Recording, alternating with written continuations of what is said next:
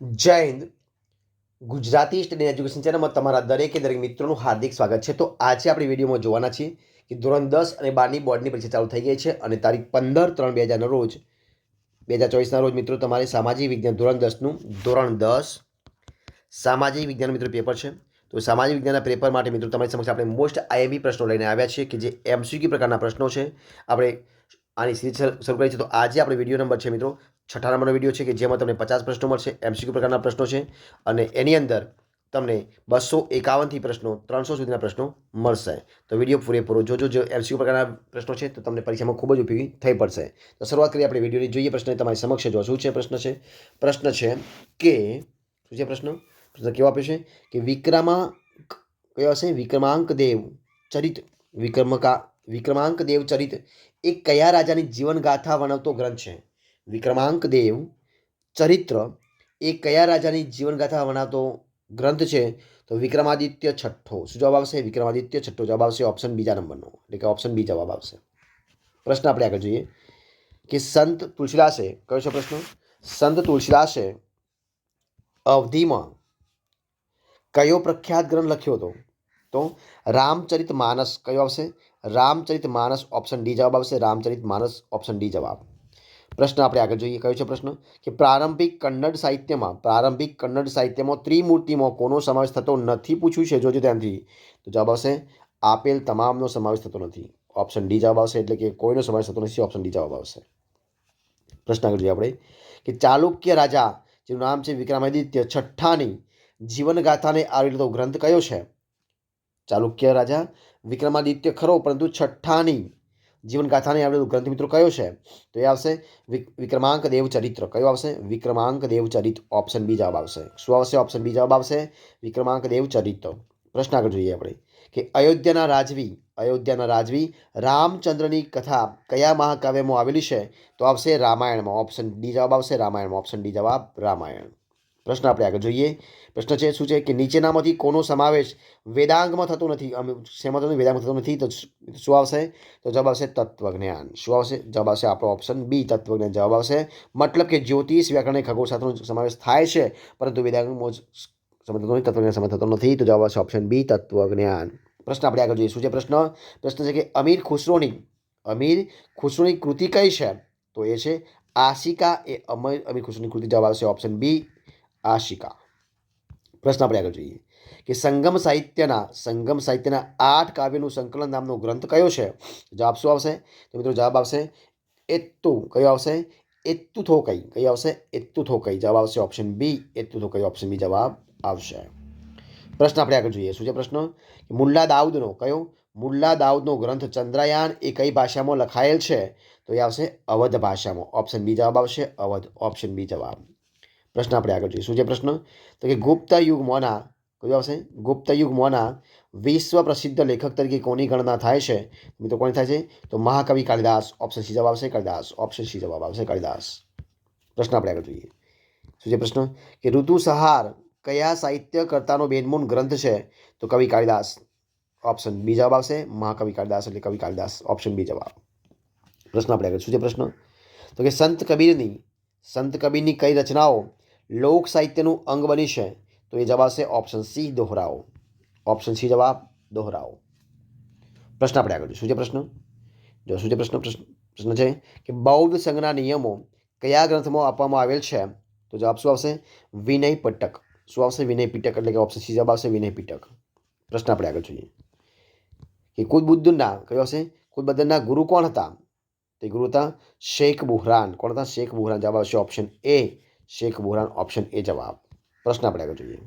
કયો છે પ્રશ્ન કે મોક્ષ પ્રાપ્તિના માર્ગોનું વર્ણન કયા ગ્રંથમાં છે? તો જવાબ શું આવશે?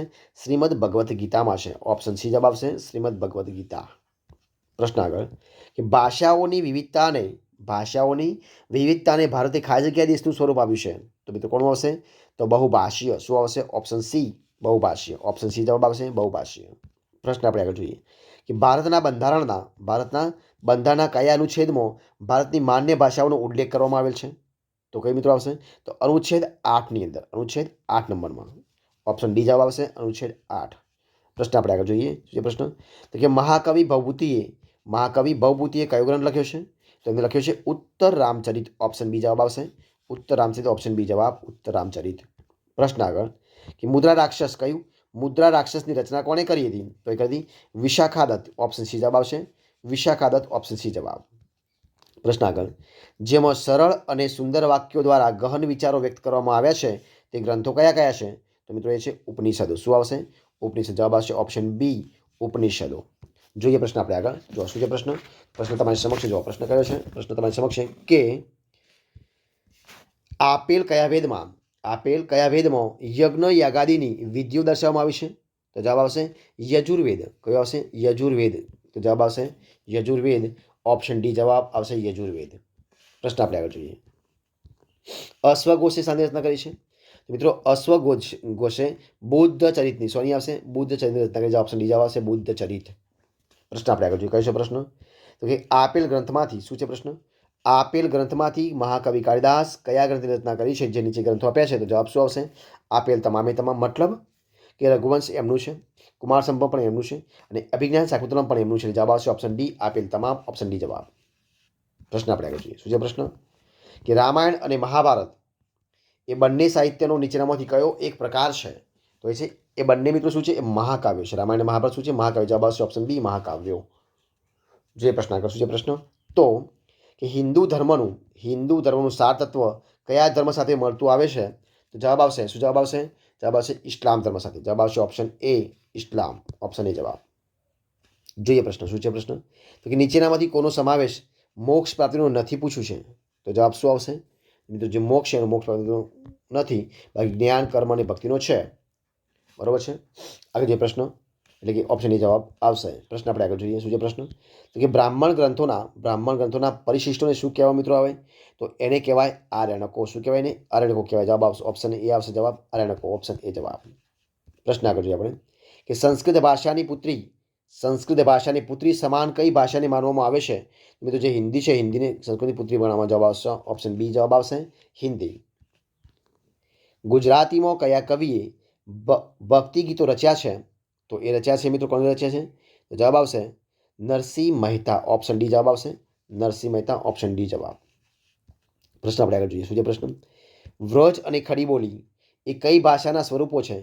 તો જવાબ શું આવશે? હિન્દી ભાષાના. તો જવાબ આવશે ઓપ્શન એ હિન્દી ભાષા, ઓપ્શન એ જવાબ.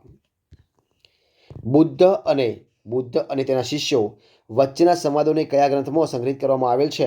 તો મિત્રો શેમાં સંગ્રહિત કરવામાં આવે છે? તો જવાબ આવશે સુક્ત પીટક. કયો આવશે? ઓપ્શન એ જવાબ સુક્ત પીટક. સુક્ત પીટક, ઓપ્શન એ જવાબ આવશે સુક્ત પીટક. પ્રશ્ન આપણે આગળ જોઈએ. શું છે પ્રશ્ન? તો પ્રશ્ન છે કે કવિ બિહારીની કઈ હિન્દી કૃતિ સુપ્રસિદ્ધ હતી? તો જવાબ આવશે બિહારી સત્સઈ. કઈ આવશે? બિહારી સત્સઈ, ઓપ્શન બી જવાબ બિહારી સત્સઈ, ઓપ્શન બી જવાબ આવશે. પ્રશ્ન આપણે આગળ જોઈએ કે ભારતીય સાહિત્યનું પ્રાચીનતમ પુસ્તક કયું છે? તો મિત્રો કયું છે? ઋગ્વેદ, ઓપ્શન સી જવાબ આવશે ઋગ્વેદ.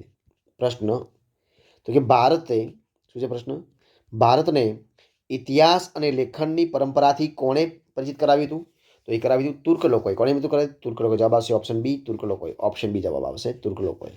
પ્રશ્ન આપણે આગળ જોઈએ કે આર્યોની સંસ્કૃતિ ભાષા કયા જૂથની હતી? આર્યો જે સંસ્કૃતિ ભાષા કયા જૂથની હતી? તો મિત્રો એ ભાષા હતી એ કયા જૂથની હતી? તો ઇન્ડો યુરોપિયન. કઈ હતી? ઇન્ડો યુરોપિયન, ઓપ્શન એ જવાબ આવશે ઇન્ડો યુરોપિયન, ઓપ્શન એ જવાબ ઇન્ડો યુરોપિયન. પ્રશ્ન આગળ. કયો છે પ્રશ્ન? અમીર ખુસરો દિલ્હીની આજુબાજુ બોલાતી ભાષાને શું કહેતા? તો એને શું કહેતા મિત્રો? એને કહેતા હિન્દવી. શું કહેતા? હિન્દવી. જવાબ આવશે ઓપ્શન બી, એને હિન્દવી કહેતા. પ્રશ્ન આપણે આગળ જોઈએ. શું છે પ્રશ્ન? ઉપનિષદમાં કયા પ્રશ્નોનું વિવેચન કરવામાં આવ્યું છે?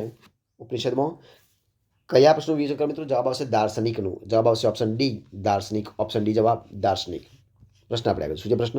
કે મલિક મુહમ્મદ જાયસીએ કયું મહાકાવ્ય લખ્યું છે? તો એમણે લખ્યું છે પદ્માવત. કયું લખ્યું છે? પદ્માવત, ઓપ્શન સી જવાબ આવશે પદ્માવત, ઓપ્શન સી જવાબ. પ્રશ્ન આપણે આગળ. શું છે પ્રશ્ન? જુઓ પ્રશ્ન છે કે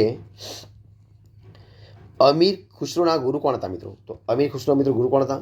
તો એમના જે ગુરુ હતા હજરત નિઝામુદ્દીન ઓલિયા. કોણ હતા? હજરત નિઝામુદ્દીન ઓલિયા. જવાબ આવશે option A Hazrat Nizamuddin Auliya, option A જવાબ આવશે. પ્રશ્ન આગળ કે કયા વેદમાં કર્મકાંડો અને સંસ્કારોનું વર્ણન કરવામાં આવ્યું છે? તો મિત્રો જવાબ આવશે અથર્વવેદ, ઓપ્શન બી જવાબ આવશે અથર્વવેદ. જવાબ આવશે ઓપ્શન બી અથર્વવેદ. પ્રશ્ન આપણે આગળ જોઈએ. શું છે પ્રશ્ન? કે બૌદ્ધ ધર્મના પવિત્ર ગ્રંથનું નામ મિત્રો શું છે? એનું ગ્રંથ છે ત્રિપિટક. શું નામ છે? ત્રિપિટક. જવાબ આવશે option B Tripitaka. Option B જવાબ.